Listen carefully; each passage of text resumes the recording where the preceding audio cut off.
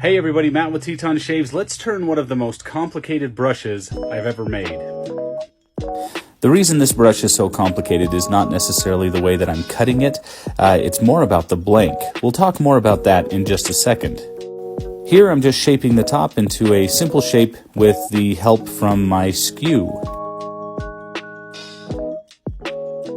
Okay, so for the top we've got a metallic blue and a white pigment. That's not too hard, that's pretty standard. The rest of this is where things get crazy.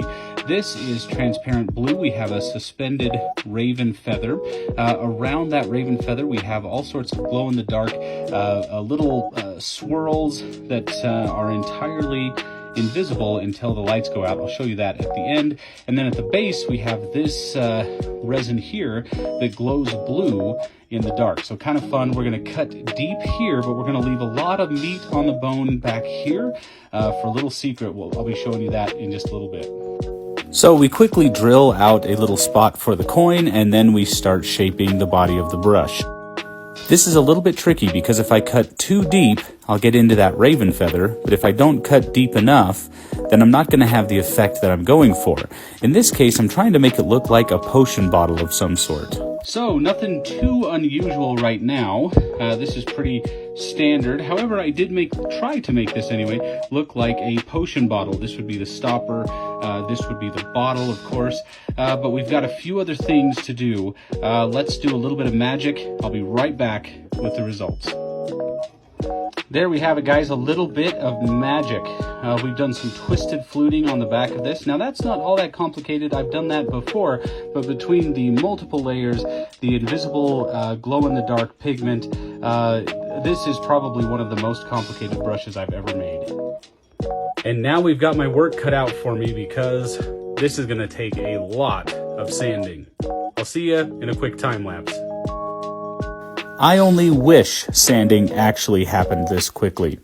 Twisted fluting like this is beautiful. It's a very unique look, but it requires a ton of manual sanding. It's starting to take shape really nicely. We've got the dry sanding all done. Now it's just time for the polishing.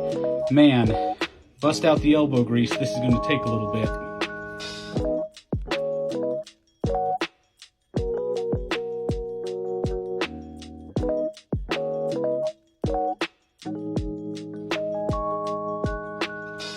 So there it is. Last thing we have to do is put a coin in here and a knot in here, but there's one more secret. Let me show you.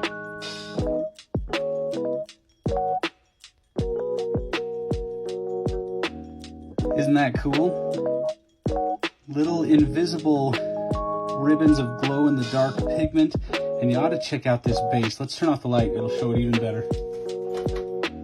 How cool is that?